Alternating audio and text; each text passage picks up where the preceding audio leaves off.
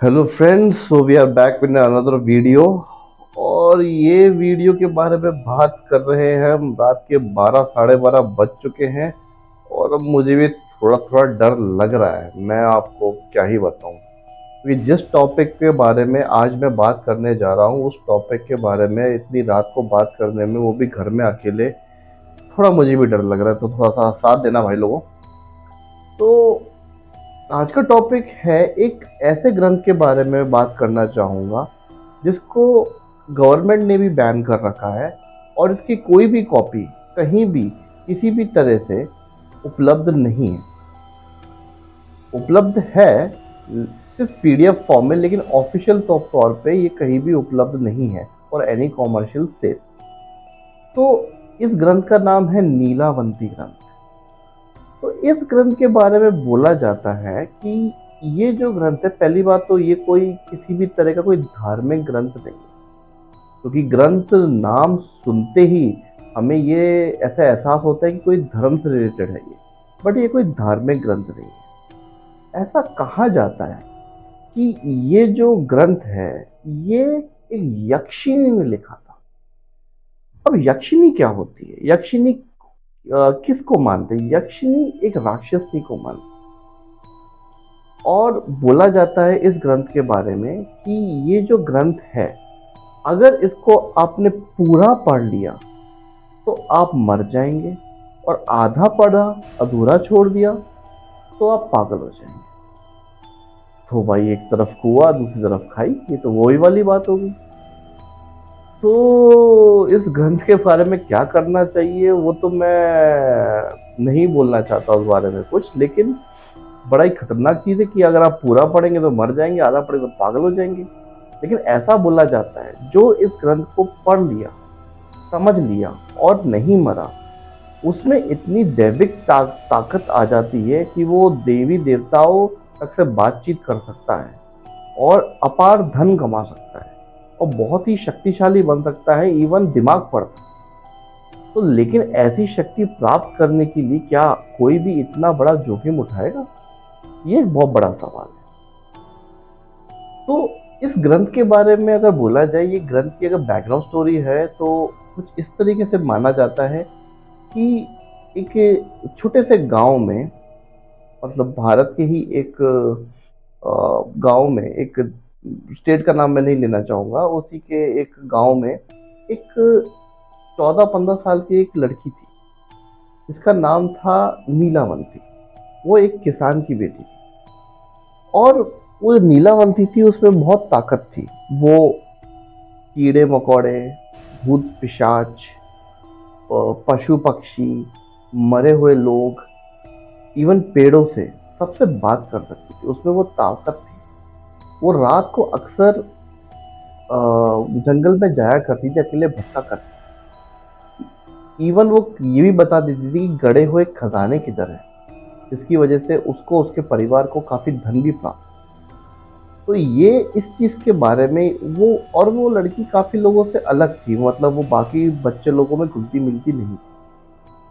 तो इन सब हरकतों की वजह से उनके जो पिताजी थे उस नीलावंती के, वो बड़े परेशान हो गए, क्योंकि वो कौन चाहेगा कि उनकी बेटी रोज रात को जंगलों में भटके। तो इसलिए उनकी जो मतलब जो पिताजी थे, वो अपनी बेटी नीलावंती को लेकर जंगल में ही शिफ्ट हो गए, जंगल में ही रहने लगे। और नीलावंती रात को, क्या कहते हैं, भूतों से बात करती, पिशाचों से बात करती, पेड़ों से बात करती, और क्या कहते हैं, तो क्या कहते हैं, जो वहाँ पर आत्माएं होती हैं जो पेड़ों पे होती, उनसे बात करती थी। तो ये सब बात करने के बाद, और इवन जो खजानों और वो जो भूत पिशाच थे जो जिनसे वो बात करती थी, वो उनको बताते थे नीलावंती को कि खजाना कहाँ पर है, यहाँ पर सोना है, यहाँ पर पैसा है। तो पैसे और सोने की उनको कोई दिक्कत नहीं होती। तो उसके बाद माना जाता है कि वो एक व्यापारी से मिली, और वो व्यापारी से मिलने के बाद उस व्यापारी के साथ प्यार में पड़ गई। और उस व्यापारी के साथ प्यार में पड़ने के बाद उसने, नीलावंती ने उस व्यापारी से विवाह करने का फैसला किया।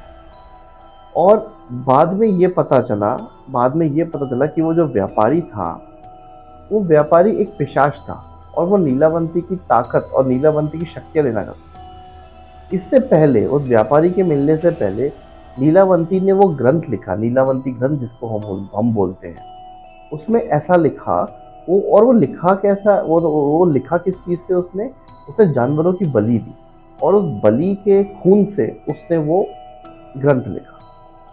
और वो ग्रंथ में उसने सारे वो सीक्रेट लिखे, सारी वो चीज़ जिसकी वजह से वो उसको वो शक्तियाँ, जिस शक्तियों का इस्तेमाल करती थी, या उस शक्तियों का इस्तेमाल कैसा करना चाहिए, वो सब सारे राज उसने उस ग्रंथ में लिखे।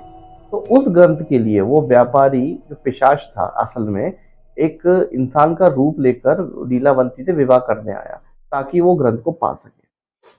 तो इसकी वजह से क्या हुआ, आखिर में नीलावंती ने वो ग्रंथ तो पिशाच को दे दिया, लेकिन साथ ही साथ उसने वो श्राप दिया कि ये ग्रंथ पूरा पढ़ने के बाद जो भी पढ़ेगा वो मर जाएगा, जो आधा पढ़ेगा वो पागल हो जाएगा। और पिशाच ने जैसे ही वो ग्रंथ पढ़ना शुरू किया, तो वो पागल होने लगा, सर में दर्द होने लगा, वो पागल होने लगा। तो ये ग्रंथ नीलावंती ग्रंथ बोला जाता है। इसको काफ़ी भाषाओं में ट्रांसलेट किया गया, और ऐसा बोला जाता है जिन जिन ने ट्रांसलेट किया उस कोई भी जिंदा नहीं बचा। फाइनली लोगों की मौतें होने लगी, ऐसा बोला जाता है कि लोगों की मौतें होने लगी इस ग्रंथ को पढ़ने के बाद, और गवर्नमेंट ने इस ग्रंथ को बैन भी कर दिया।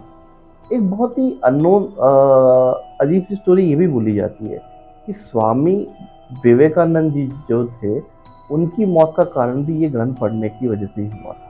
ऐसा बोला जाता है, मैं कुछ क्लेम नहीं करता, लेकिन ऐसा कई जगह, कई यूट्यूब इवन चैनल्स पे भी मैंने ऐसा सुना है कि ऐसा बोला जाता है कि उन्होंने वो ग्रंथ पूरा पढ़ लिया था, जिसकी वजह से उनकी मौत हुई। अब क्या सच्चाई है, क्या झूठ है, क्या बनावट है, ये तो नहीं पता।